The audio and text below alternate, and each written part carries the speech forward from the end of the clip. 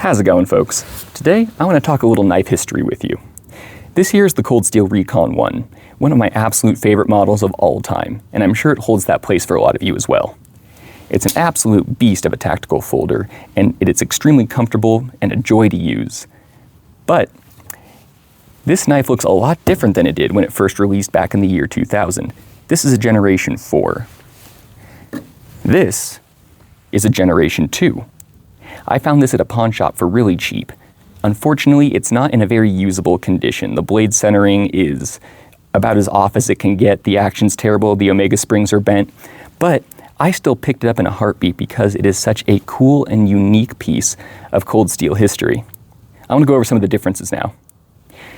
So, the modern Cold Steel Recon 1 comes with this DLC coating. Back in the day, these came with a Teflon coating. Now, when I found this, it was in really bad condition, so I sanded the Teflon off, but I left the Cold Steel logo on the back, so you can still kind of see what they had going on there. Glad that we're up to DLC now, because if anyone here has ever used a non-stick pan, we know that Teflon is not very sturdy stuff. For the blade steel, these were made with AUS 8. Nowadays, we have S35VN. And while AUS 8 is still a good steel in the year 2025, back then it was desirable. You know, people were excited to see AUS 8 on a blade like this. On the handle side, we have G10 on the new models. And in fact, we have nothing but G10 on the new models.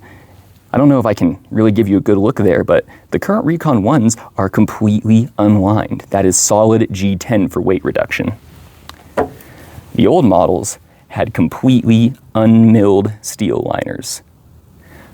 Adds a lot of weight, but gives that extra stability since we are just running with GFN handles. See, I told you it's in rough shape. Doesn't even like to close. Now, the most notable feature is that back then, Cold Steel made something called the Ultra Lock, which functions exactly like a crossbar lock. The geometry on the tang engagement's a little different, but it is effectively the same style of lock. Now, in 2010, Cold Steel developed the Triad Lock and stopped making these, which is a real shame because it offers an ease of manipulation that you don't see on even a lot of modern Cold Steel knives.